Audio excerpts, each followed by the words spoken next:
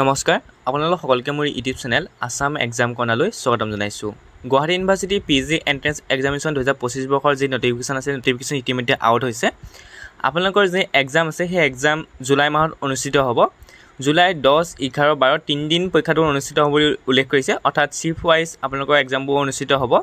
3 দিনত আপোনালোকৰ যিসকলৰ সাবজেক্ট থাকিব বেলেগ বেলেগ শিফ্টত থাকিব, গতিকে 3 দিনত তেওঁলোকে এক্সামটো পাতিব 10, 11, 12 জুলাই তাৰিখে।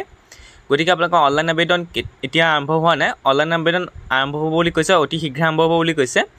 20টা এক্সামিনেশ্যন চেণ্টাৰত আপোনালোকৰ এক্সাম হ'ব। অসমৰ গোটেই ষ্টেটৰ যিটো চেণ্টাৰ আছে 20টা এক্সামিনেশ্যন চেণ্টাৰ থাকিব। 20টা এক্সামিনেশ্যন চেণ্টাৰৰ ভিতৰত এটা এক্সামিনেশ্যন চেণ্টাৰ চিলেক্ট কৰি আপোনালোকে এক্সাম দিব লাগিব। অনলাইন আবেদন এই বুলি আপোনালোকৰ গুৱাহাটী ইউনিভাৰ্চিটিৰ যিটো স্মাৰ্ট পৰ্টেল আছে সেই স্মাৰ্ট পৰ্টেলত অনলাইন যোগে কৰিব লাগিব, স্মাৰ্ট পৰ্টেলত কৰিব লাগিব। অৰ্থাৎ আগতে যি অনলাইন যি আছিল তাত নহয়, এই বুলি আপোনালোকে গুৱাহাটী ইউনিভাৰ্চিটিৰ যিটো স্মাৰ্ট পৰ্টেল তাত গৈ আপোনালোকে অনলাইন আবেদন কৰিব লাগিব। অনলাইন আবেদন হয়তো আৰু 2-3 দিনৰ ভিতৰতে আপোনালোকৰ অ'পেন হৈ যাব। গতিকে যেতিয়া অনলাইন আবেদন আৰম্ভ হ'ব তেতিয়া মই আপোনালোকৰ ভিডিঅ' যোগেদি দেখুৱাই দিম কেনেকৈ অনলাইন আবেদন কৰিব। গতিকে এইখন শ্বৰ্ট নটিছ হয়, গতিকে আপোনালোকৰ অতি শীঘ্ৰে অনলাইন আবেদন মুকলি হ'ব।